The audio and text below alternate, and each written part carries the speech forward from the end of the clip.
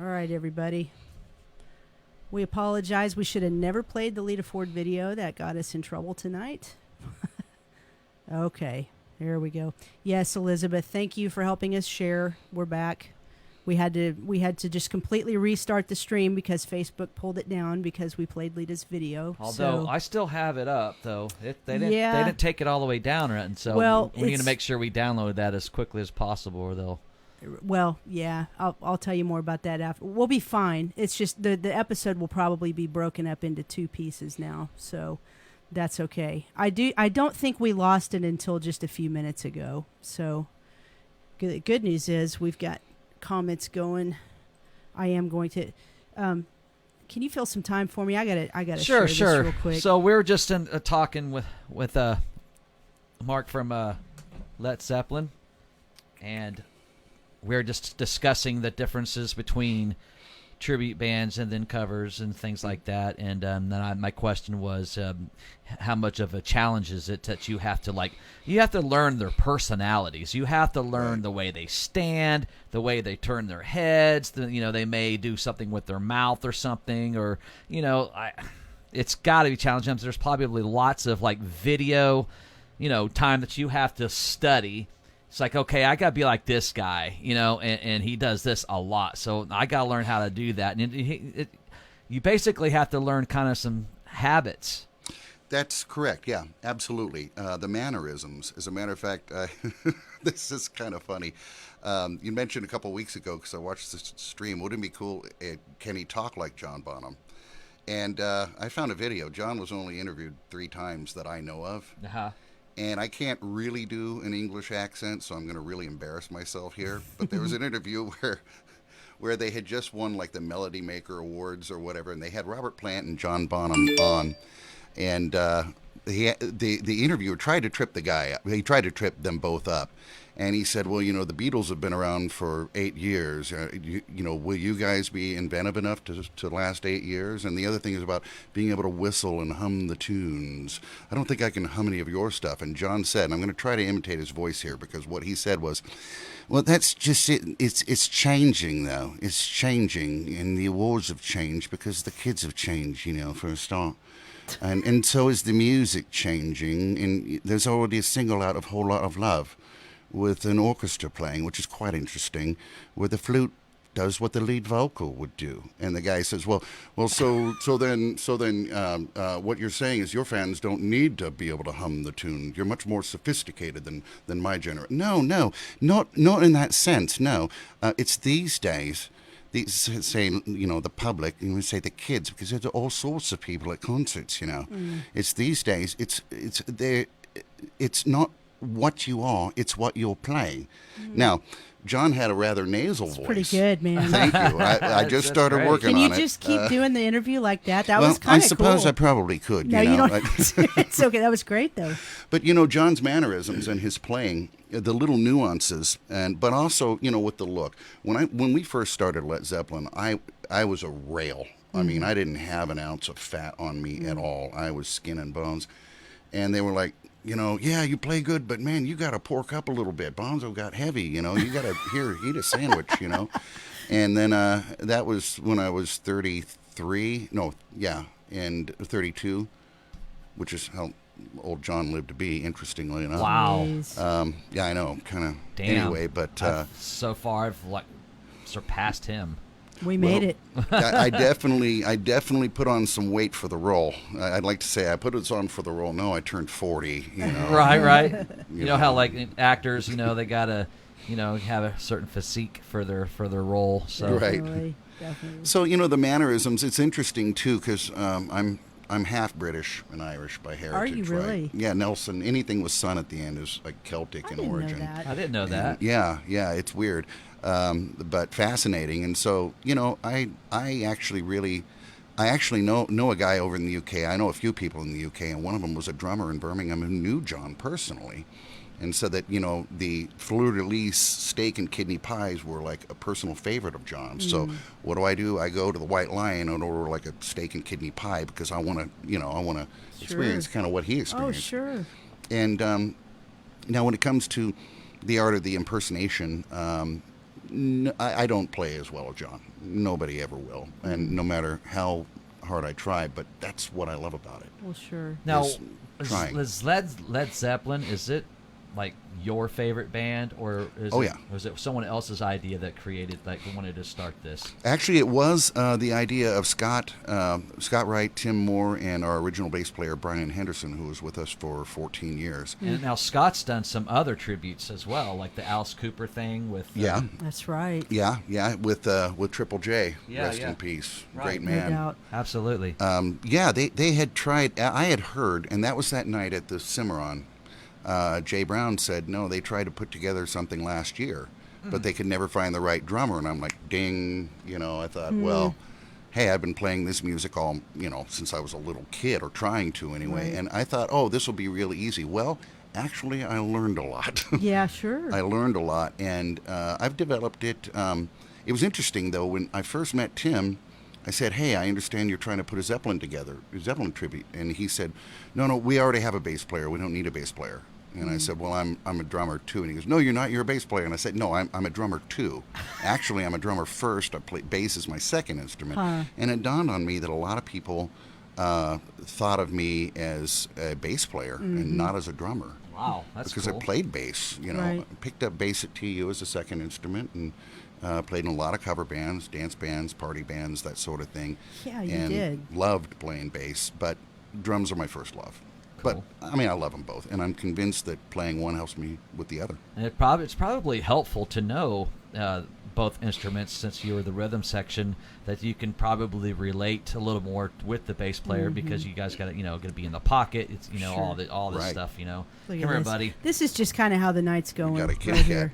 I mean, that's. Oh, he's and a I beauty. even said before, I said, should we lock the cats up? No, I think we'll be all right tonight. But I think that right there is part of the appeal of the show, is that it's so Look at that. freaking like mom and pop down to earth stuff. Anyway, thanks for being patient with Oh, us. no problem. I like seeing the people back in the chat room interacting with us. So Yeah, it's- we got half of them all back. I know. now. As much as it sucks that we had to restart the stream and do a completely different one, I'm glad to have people back in, because it's always more fun to have you guys interact with us. Now, we had Todd from DMS in here several weeks back, and he made an interesting comment about the difference between a tribute band and a cover band. Right. And I want your take on that. But the thing he said that made me laugh was basically like, about $1,500. I mean, I guess there's a perception, maybe from the casinos or just anyone that books a tribute band, that you're getting a higher quality product than just a standard cover band. Would you agree with that? I would absolutely agree with that. As a matter of fact, even in the vernacular that I've used for being an agent, learning kind of the ropes of how deals are made, is that a band is a beautiful thing, but an act sells. So I would only say we're a tribute act. Right. Acts sell, shows sell. Sure. Bands could have just stepped out of the garage. This is true. And so, and another interesting thing is I've always managed the group, so I've always done all the business, and that actually goes back to when I first auditioned with them. We played about 14 or 15 Zeppelin tunes just like that, Wow. and they were like, "Okay, yeah, let's do this." And I said, "Do you guys know what a booking agent does, right?" And they were like, "No." And I said, "Give me 1 year. Give me 1 year. I'll have this band in front of at least 3,000 people making at least $3,000. Oh my At God. least." Wow. Well, a year later, less than a year, it was June, and the following April, I had done a booking of a couple I won't name the acts, but they were big. It was a Right. huge bike rally in Central Texas. Oh my gosh. And we were in front of 9,500 people making $5,000. And that was nice. And Dude. we've always offered our show at a slight discount out of costume to just play as ourselves and be, as the Okay. industry term calls it, like a reverence band. And what I mean by that is they'll sound just like the artist, but they don't try to look like the artist. Wow. Like the Australian Pink Floyd show is one of those, and Okay. what I call a reverence band.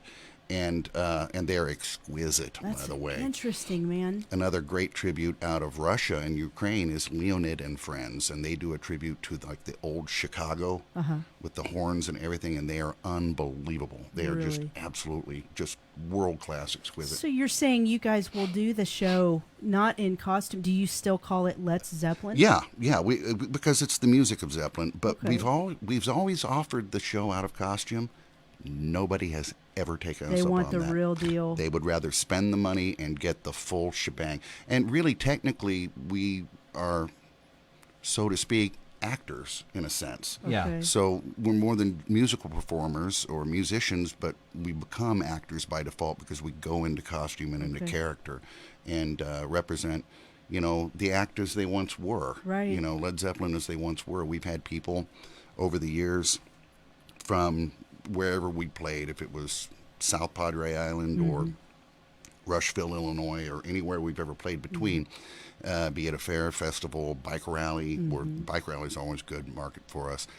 We've had people who would come up and say, I saw the real Led Zeppelin in Dallas, or I saw the real Zeppelin in Oklahoma City in '77, and you guys made me feel young again, and that's an incredible compliment. No kidding. But we can't let stuff like that go to our heads because we're not the real Led Zeppelin. We're Right. just trying. But you guys are now, I mean, with this project, you guys are open to more than just your standard club or your standard bar. You guys are now in doing like festivals, like you said, bike rallies and casinos and all this neat stuff.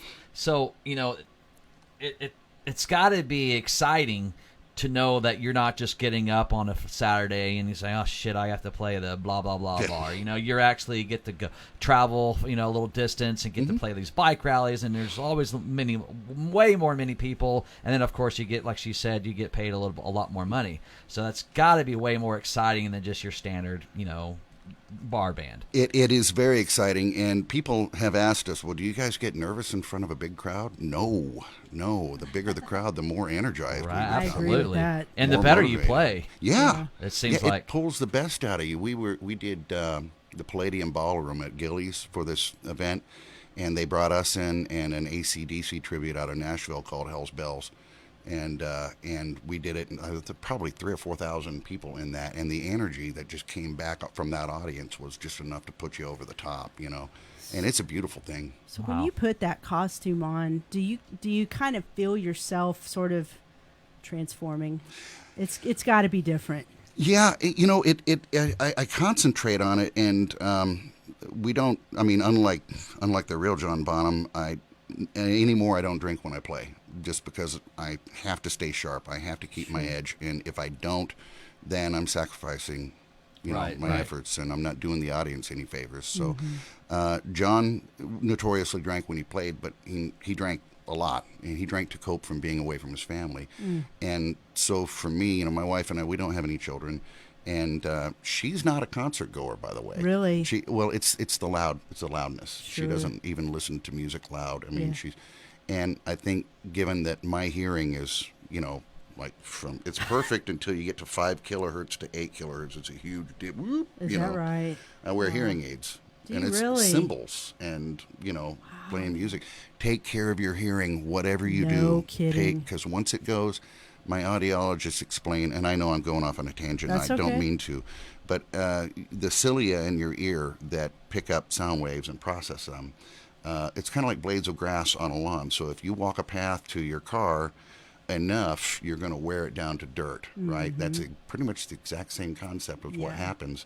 And that's, they don't grow, those cells die, so Right. they don't grow back. What's your take on in-ear monitors? Do you like them? I love them. Yeah, I've used them for a number of years, even on bass gigs, because they also serve as hearing protection. They're isolating. You get the kind that fit inside your ear, and a good mix on them is Right. like the perfect headphone mix. And then the stage volume doesn't have to be as high.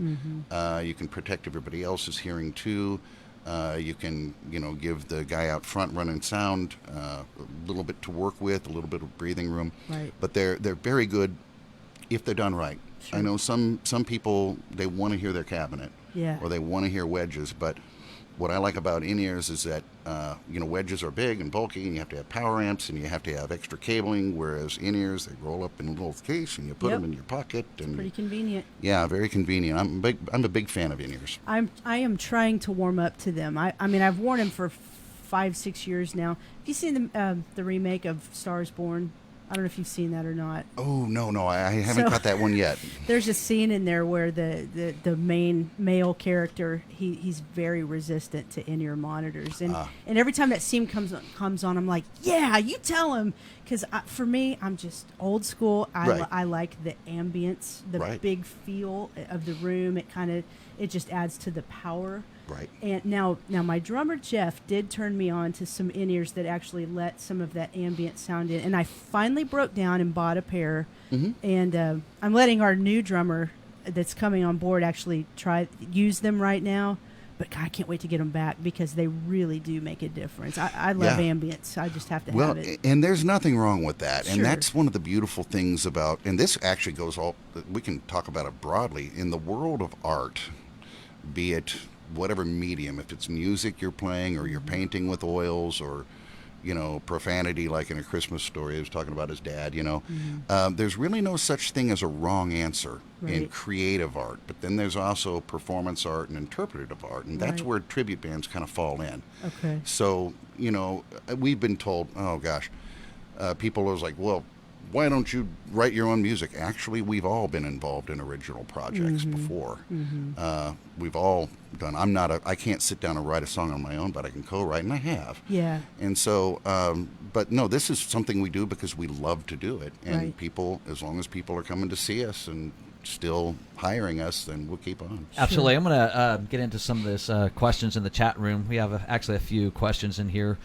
Phil Johnson says, "Hey, Mark." Hey, Phil. Tracy Moore Wright says, Scott Wright does an amazing job on guitar as Jimmy Page. Oh, yeah. Don't forget his amazing guitar tech. I'm getting text from Doug Weber. He's saying he can't get on, but then I see 37 people watching. So hopefully the playback on this is going to be better, and we can do some little magic editing to make it look not so messy. Oh, fun. So anyway, I hope we're on. We're going to continue on. Elizabeth English Talcott says, Doug Burgess is always preaching to me. Wear earplugs to concerts, he says. I don't want to. Don't forget their show this Saturday, October 3rd at the IDL. Yes. Yeah. Let's talk about that. Okay, so you guys are part of the Save Tulsa Music Scene concert series. Yeah. And that is a really big deal, and I hope and trust that people are going and supporting those shows. How did you guys get contacted to do that? Well, excuse me, a very good friend and drummer I played with for years by the name of Trent Creekmore. And then also I've known Tom Green for many years. As a matter of fact, he had a band, he and his wife Angie had a band that I did a booking for them down in Texas, by the way. Wow. And so I've known both of them for years. And Trent approached me at first and said, hey, here's the idea. And I said, no, that's great. Mm-hmm. That's great. I didn't expect him to say, well, he was like, what do you think? And I said, I think that's a fine idea. Sure. That these, musicians have been affected by the pandemic and about, the whole economy has been affected. So a lot of people, they need money. They need income, musicians. And so when Tom contacted me, Trent contacted me first and then Tom did, and we talked on the phone. I said, sure, yeah, absolutely. Mm-hmm. By all means, we'll do it. Just let us know when. That's cool. So we're 100% on board. So it'll be the full show, like yes. You guys full yeah, costume. It'll be the full show, nice. And we play about a 2-hour show. We don't take set breaks. We're not really set for like the standard club.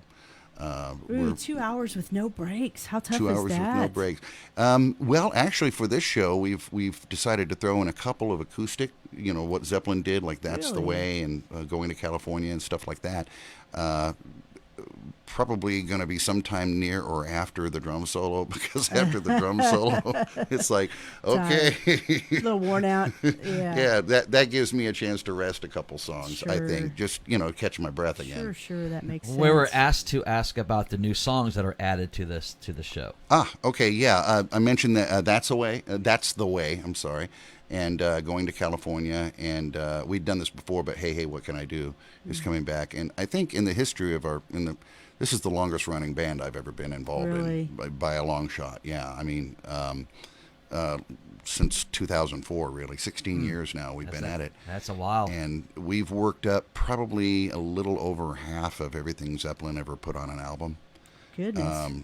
As more recent songs we've worked up in the last couple of years include the wonderfully challenging Achilles' Last Stand, which I got to give the credit to the guys because they nail it. Wow. And I'm very happy about that. In My Time of Dying is another anthem, 11-minute long, and it's a challenge to stay on top, but everybody's very focused. So is that one of the most challenging songs to do? Because there's a lot of challenging Led Zeppelin stuff. Oh yeah. It's something that keeps us on our toes. In my mind, I've never done the perfect performance, and I never will. I'd have to have John Bonham's DNA and his soul and his life experiences, and be in that. I'd have to have been he to do that. But the art of trying my best to come as close as I can to doing it justice, it's humbling. It's a challenge, and that's the passion part. So, Awesome. Here's kind of a weird question. If someone approached you to do another tribute band, what artist would you like to cover? Oh, that's a good one. That's a great one, actually. There was some talk, a guy I know, actually he used to play auxiliary guitar with us, and he kind of looks enough like Eric Clapton to make it work. And the idea was kind of tossed around, and I would have done that because, I knew one of Eric's drummers. My parents Really? knew Jamie, who played with Eric Clapton from 461 Ocean Boulevard all the way to Behind the Sun. So when I was a kid, I knew Jamie, and that would have been really cool. Back when I played bass, it was suggested to me, well, why don't you put together a Primus tribute? And I was like, well... Oh, my gosh. Yeah, but they're still the real Primus, so why does there need to be a tribute to Right. Primus, Would that be very marketable, do you think? I doubt it. I mean, well, not in the same sense that a Zeppelin tribute would. Sure. And some of the tributes, we get billed with other tributes, too. Like I mentioned the AC/DC one. We played a thing down in McAllen, Texas, way far south Texas. It was an extreme sports event, and there was a Kiss tribute called Destroyer out of Dallas. Wow. There was a Rolling Stones tribute called Satisfaction. They were excellent, too. A Van Halen tribute called Eruption out of Los Angeles, and they were fantastic, too. Wow. There was us, and then there was a Pink Floyd tribute out of Dallas, I think. Or we've played more recent years with a Doors tribute out of Kansas City called wow. Mr. Mojo Rising. Yeah. And they're excellent, too. Yeah, there's like AC/DC tributes. There's, some of the coolest bands, that we've all were raised and grew up listening to. These people, some of these bands, like the AC/DC guys, oh yeah, they gotta get up there and perform like Angus Young. Yeah. Not tough. everyone can do that. That's true. And we're talking chiropractic. I'm telling you, I watch those old videos of him, and it just hurts me to watch because Yeah. I know what it's like. Like just the next morning after just one of our cover band shows, it's like I'm just dying, and I barely did anything. I just cannot imagine moving like that guy. Oh yeah, incredible performers, Oh, and those who impersonate them. My hat goes off to No them because kidding. they really pour their heart and soul into that. Sure. And even say solo artist tributes. I know a lot of them too. I booked them, and they just put everything they have into that impersonation, that being that performer, that actor, Right. so to speak. Fortunately, John really didn't sing backups. And so I don't have to do. Well, I still do a little bit because we might have to cover stuff. Right. We use an offstage guitar player and an offstage keyboard player. We always give them the option. If they want to play on stage, they can play on stage. But they'd rather play off stage, that's fine too. But we're all live. We use no tracks ever.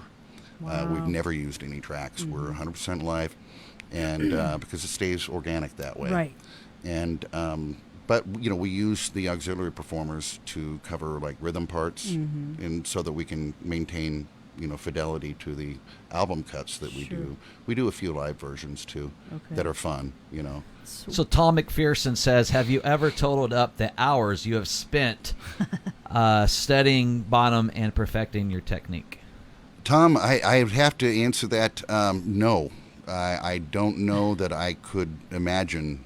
I don't know that to me would be like figuring, okay, how many martinis have I enjoyed in my entire life? Right. That's a stellar number. Can't calculate. No, I mean that's actually a really good question that I don't think I could really ever answer that with any. I could maybe estimate, but I'd have to really think about that. How often do you guys typically like to try to play a month? Once a month? Twice a month? Really less frequently than that. Okay. Even. We play if it's local. We'll do local 2, 3, maybe 4 times a year. Oh, wow. And we get hired to go play someplace else. Matter of fact, suffice to say that on average we play more out of town than we've ever played Sure, in town. that makes But we sense. like to play in town too. What are some of your favorite out-of-town locations to go to? Oh gosh, well we had a lot of fun in Rushville, Illinois, bike rally up there, and this lady was really hammered. And this is we were just loading stuff on the stage, and she wanted to get a picture with our lead singer. And okay, all right, and we weren't even in costume Right. yet. And then I hear her going, "Oh my gosh, I just had my picture taken with Robert Palmer from Lynyrd Skynyrd," and I'm like, And you're like, yes, you did. "Oh, we've What had." do you say? Oh, my Lord. We've had some really really fun times.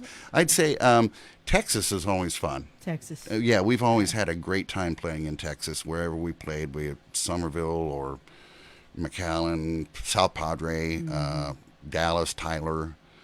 We've done those places. Tyler was interesting. I remember we played Tyler once in '06, I think it was. And it was outdoors, 35 degrees. So the other guys are kind of layered up, Holy crap. But I'm out in a denim shirt similar to this one, no T-shirt underneath, just denim and jeans and a wig. And after the first song, 35 felt like 70 to me. Oh, Wow. it did? Oh, it felt great. I was like, yeah, this is like a night at the ballpark. It Oh, was, man. it was awesome. See, I'm trying to think of my fingers in Yeah. 35 degrees. I don't think I could pull that off. It was real. The other guys were really cold, and but I get, it's. I heat up. Sure. Well, you have the hardest job physically in the whole band for Well, sure. So who are some of the big acts that you've worked with when you were a booking agent? Oh gosh, that was a while ago, so I'm trying to remember. I'm glad they sent acts because they weren't always musicians. I would say I remember booking Julio Iglesias, and he was really cool. Really? He was Wow. he was really neat. Gosh, I'm trying to remember. I remember putting 50 Cent in Reykjavik, Iceland. Oh my gosh. And he'd never played there before, and that was a 20,000 seat venue. Worked with some European promoters on that. Put Shaggy, the reggae artist, in Cairo, Egypt.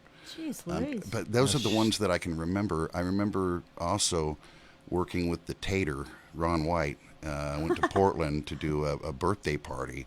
Really? And Ron White sat in Portland, Oregon. We had lunch, and we ordered barbecued spare ribs in Portland, Oregon. It's like not really our idea what barbecue ought to be, but no, he was a very nice guy. Right. That was real Scotch. Oh, I'm sure. Oh, yeah. Yeah, you can tell. Yeah, he was really nice. You can just tell by his voice he's lived some miles. Oh, yeah. He's got some miles on that thing. I remember putting Quiet Riot and Jefferson Starship together on a bill. Really? Yeah, this was interesting. It was the South Dakota State Fair, and they had never booked either act, right? Well, the date was August 1st, which was Jerry Garcia's birthday, Oh, right? wow, So to yeah. commemorate that, we knew we'd have every, formerly psychedelic music fan out there to see Jefferson Starship. But then Quiet Riot, we'd have, because they had Randy Rhoads especially, we'd have every person who ever loved metal from Montana to Minnesota was going to be at that. And as I understand, it was a great turnout. I didn't get to go on that trip, Right, but I right. booked it. And that was back when Kevin Dubrow and, of course, Frankie Banali, Sure. also rest in peace. No doubt. Right. So that was a time ago. That's interesting. Wow, man. So you've done some really cool stuff. I've been lucky. So and listen, thank you for being so patient with all this. We've made No it. problem. We've made it a good long way, and not had too many issues. And then, damn, we just shouldn't have played that video. I just Yeah. hate that. But you I know, think there might have been a couple issues. I think the internet connection is yeah, kinda we've had some drops. some drops with So- this, probably because it's stormy. Maybe so, but you've been very patient. Let us give you an opportunity to give some final words to the people Yeah, watching. you've held. Yeah, many, you've held a many- good crowd, Yeah, you man. have. Oh wow, well, Yeah, you that's have. great. You Yeah. got to have Mark do his sling blade impersonation. Oh yeah, you got to leave us on that note for sure. Okay, I'm surprised they didn't ask me to do Roy Mercer or Arnold Schwarzenegger. Do whatever you want. No, the let- mic is yours, man. I reckon you got something good to eat in there. Wow. Y'all got mustards and biscuits for sale in there? You're just a boy out not taught that away. Got the French fried potatoes. Don't French even fried try. taters. He's got it. Yeah. He's got it. That was fantastic. I don't know that I can do that too well. Just take it. Arnold Schwarzenegger. Oh my God! Why didn't we get into this long ago? Well, that was actually I learned how to do that from a friend of mine. It was a stand-up comedian named Mark Britton, and he heard me do it. And he's like, "Yeah, that's it. Here's a tip, Really? because he's great at it." And a lot of people do Arnold, so I don't do that one as often. Right. But yeah, I mean, I have a lot of fun. I love to try to be a Yeah. voice impersonator myself because I've gotten to know a few who do it. You're pretty darn good at Oh, it. well, Now, all of a sudden, now I want biscuits and mustard. So thanks a lot, man. Y'all got biscuits for sale in there? And the combination is just weird, right? I mean, biscuits and mustard, they but just he don't. was a strange man. We all can agree with that. Well, right? the strangeness, Christopher Walken is a strange man. Right? Look, Give me cowbell. every day, cowbell, you got to have it. Bruce- Even Led Zeppelin Bruce had Dickinson. cowbell. Bruce Dickinson. Right. I love it. I'm Bruce Dickinson. You are. I put my pants on one leg at a time. The only difference is once my pants are on, I make gold records. Right. Awesome. Man, fantastic Well, it was a stuff. pleasure having you. And Thank you. was. Thank you for It having know, me. was. Yeah. Thank you guys, for your patience. go out Oh, there, it's all good. support Led Zeppelin. Yeah, they come get on out there, out. they rock, they dress up, they have fun. Yes. I mean, if you like the old school Jimmy Page with the Les Paul yeah. and The double neck. him doing the Moby Dick drum solo, make sure you go check him out. The IDL I should- Saturday, October 3rd. Right here. It is the It's IDL. It's IDL. Tom Green and everybody. Yeah. Save Tulsa Music. So here's the flyer right here. So you guys are up. October 3rd. 3rd. Let's Zeppelin a tribute. Make sure you get out and support these guys. Yeah, Friday, October 16th, got an Infinity, our boys. We'll go back to that in a Sure, little sure. bit and run down the whole roster. But seriously, thank you for everything. Thank you for you. your patience. We'll piece this all together afterwards. Fantastic. And when But you guys have a show coming up too, right? gosh, pretty we soon? do. Yeah, rocket science. We No, do. you guys are awesome. And I'm Oh, going to tell man. you that. No, really, I'm serious. I'm going to tell you that right now. I've watched you play in other bands too.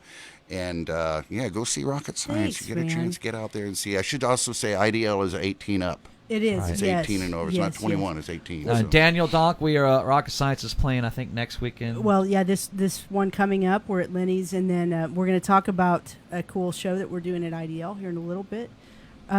Anyway, I do want to do this one more time since we had some technical issues. Let's Tracy. show that. Yeah, Tracy Yeah. Wright. She's a dear friend. Thank you for bringing Mark in here for us and making this interview possible. Again, guys, if you have any real estate needs, the real estate market is super hot right now. Houses are selling like hotcakes. So if you need to buy or sell a house, check out Tracy Wright at Keller Williams. Her website and where you can reach her is realtor918.com. And let's go ahead and just run through the sponsors real quick. Why not? We'll have Mark sit here with us. This is what we're talking about right here, debconcerts.com. Coming up, wow, what a cool show. This is going to be a live intimate acoustic night with John Corabi, who's the former lead singer of Motley Crue and the guitarist for Rat. And we are opening for him that night. This will be Friday, October 23rd. Doors at 8, show at 9. Tickets just $15 at stubwire.com. And they are really doing these shows a very cool way. They're keeping all the COVID concerns in mind. They're spreading out the tables. They're cleaning everything super faithfully. So it will be a safe show for you to come to. So check that out. We also want to thank our friends at Shipman Photography. Yeah. ShipmanPhotos.com, Yeah. GregShipman.com. he will take care, and he did those beautiful headshots for Tracy that you just saw. Commercial photographer, music video director. They do band promo, artist headshots, concept art, and video design, all kinds of stuff they will hook you up with. We also want to thank our friends at Identity Merch.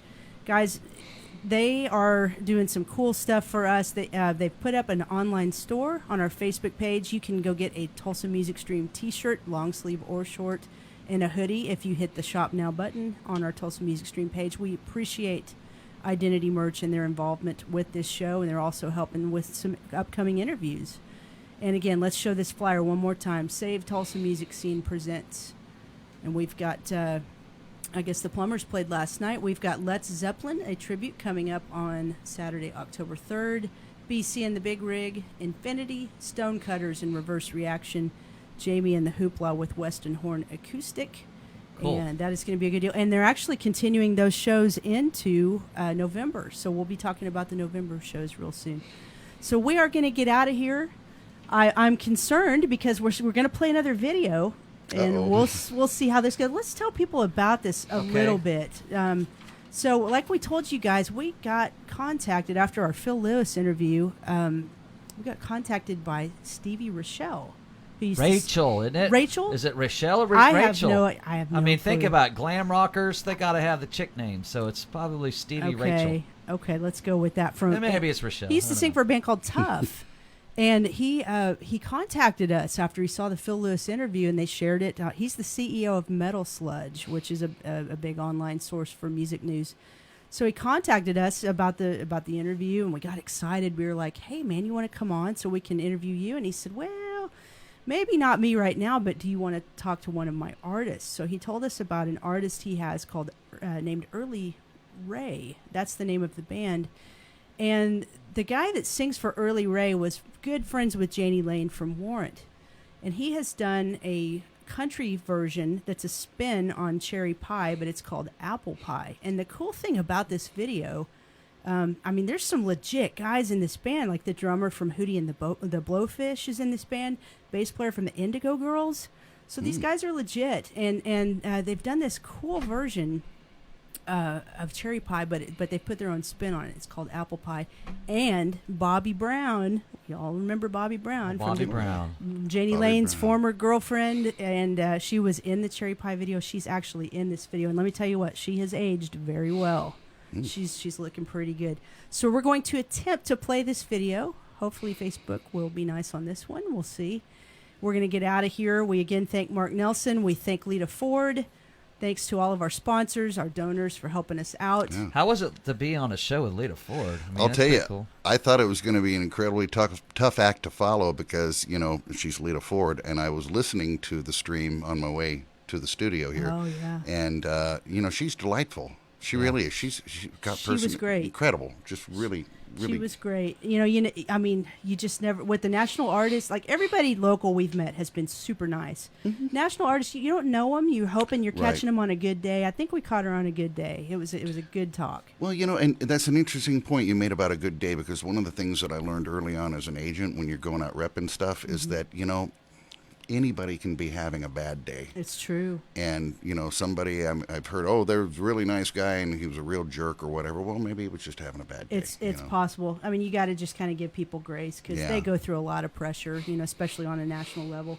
But we are going to be back in a couple weeks, Sunday, October 18th for episode 22. And that one, we got another heavy hitter. John Humphrey, who's the drummer for Seether and used to play with the Nixons, is coming in. That'll be fun. And we also have Jamie Hooper of Jamie and the Hoopla coming in that night. So both of those guys are going to be in studio, believe it or not. So that is super cool. So we are going to get out of here. Enjoy this apple pie video. Apple I know, pie. and we'll be out of here. Thanks, buddy. Hey, Have a good thank night. you. You Thank bet. you for having me. Sorry, I didn't mean to leave you hanging there. You guys are awesome. Thanks, Thank you. buddy. Take care. See you, everybody. See you guys. Tulsa Music Stream loves you. Have a good evening. We love you.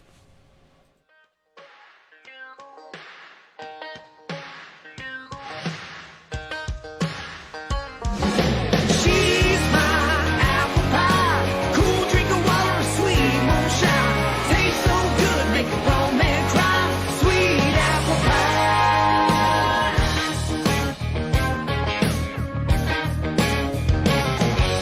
Swinging on the front porch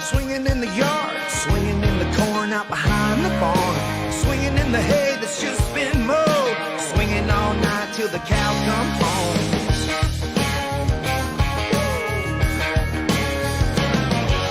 Swinging on the creek bank, swinging in the water, swinging skinny dipping with the farmer's daughter. Swinging to the left, swing it to the right, swing it all day and swing it all night.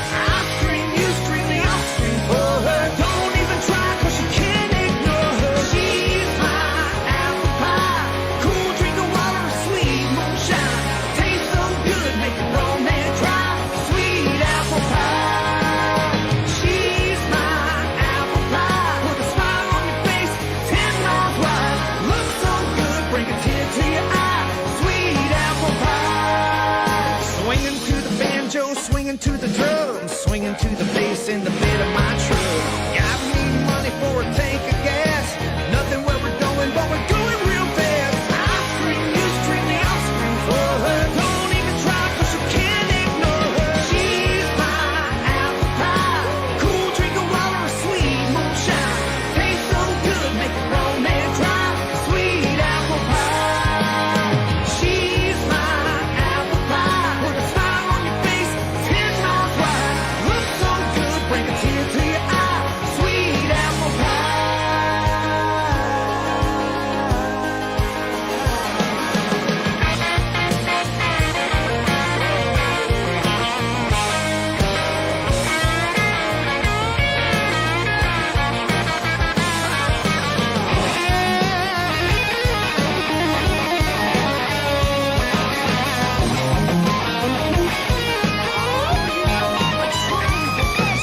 Swinging by the bonfire back in the woods, swinging on the tractor up on the hood.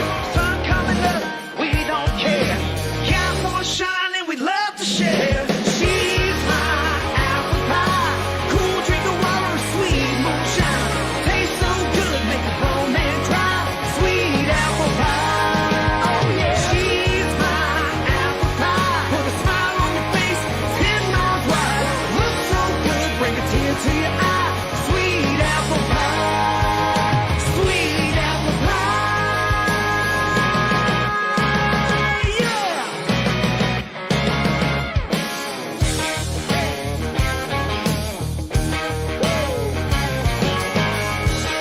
Here we go. Hey, apple pie. Nice choice.